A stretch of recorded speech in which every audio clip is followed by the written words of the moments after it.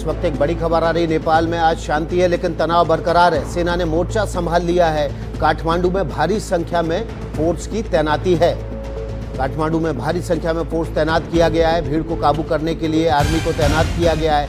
भीड़ को काबू में करने के लिए भीड़ को फोर्सेस को तैनात किया गया है। तस्वीरें देखिए आप काठमांडू की, जहां पर जगह जगह पर इस समय सेना तैनात है।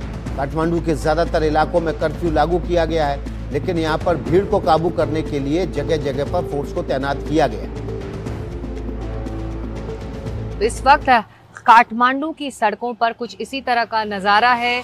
आज सेना के कंट्रोल में ये पूरा देश आ चुका है और शांति बहाली की कोशिश में अब सेना लग गई है। ज़रूरत है इस वक्त की जल्द से जल्द यहाँ पर शांति और पॉलिटिकल स्टेबिलिटी आए, और यही इस वक्त प्राथमिकता है नेपालीज आर्मी की। और आर्मी चीफ ने लगातार अपील की है प्रदर्शनकारियों से कि वो जो पब्लिक प्रॉपर्टी है उसको अब नुकसान ना पहुंचाएं और कोशिश करें आम जनता अगर ज़रूरत ना हो तो घरों से बाहर ना निकले।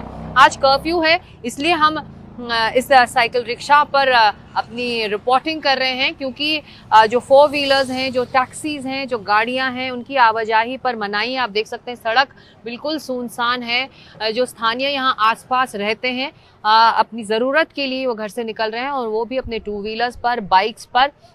सेना सड़कों पर लगातार गश्त लगा रही है, बख्तरबंद गाड़ियां, बाय फुट, और लाउडस्पीकर के जरिए अपील की जा रही है कि आप सहयोग करें और शांति बहाली की इन कोशिशों का साथ दें।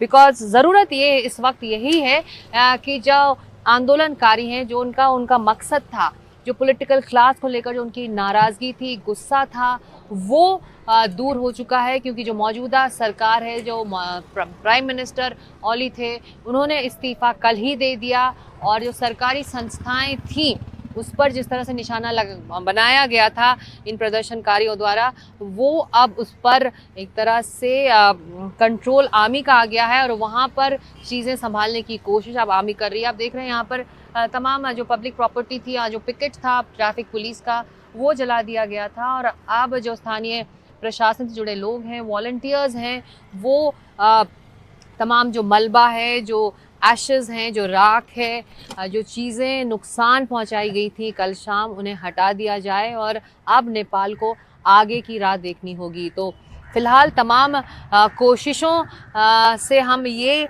लगातार आपको अपडेट यहाँ काठमांडू से दे रहे हैं, क्योंकि मुश्किलें हमारे लिए भी हैं, रिपोर्टिंग के लिए भी उतनी ही मुश्किलें हैं।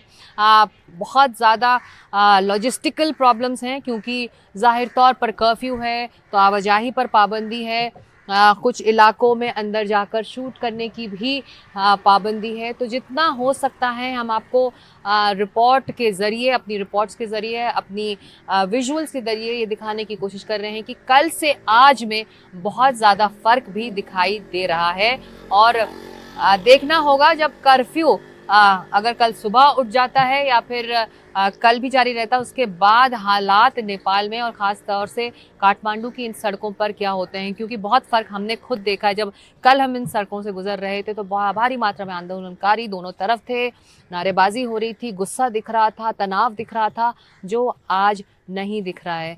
बस एक ज़रूरत इस बात की है कि सामान्य ज़िंदगी लौटे नेपाल के लिए, काठमांडू के लिए और यहाँ के नागरिकों के लिए, और एक जो पॉलिटिकल वैक्यूम बन गया था कल से आज में, उस पर एक स्वरूप तैयार हो, उस पर एक नई दिशा के लिए आगे बढ़े ये देश। तो हम लगातार ये कोशिश करते रहेंगे, ग्राउंड रिपोर्ट्स आप तक पहुंचाने की कोशिश यही रहेगी कि जितनी भी मजबूरियां हों, जितने भी कंस्ट्रेंट्स हों, उसके बावजूद हम तमाम मुश्किलों के बावजूद आप तक ये रिपोर्ट पहुंचाते रहेंगे। कैमरा पर्सन पूजा आर्या के साथ सिकता देव, काठमांडू की सड़कों से।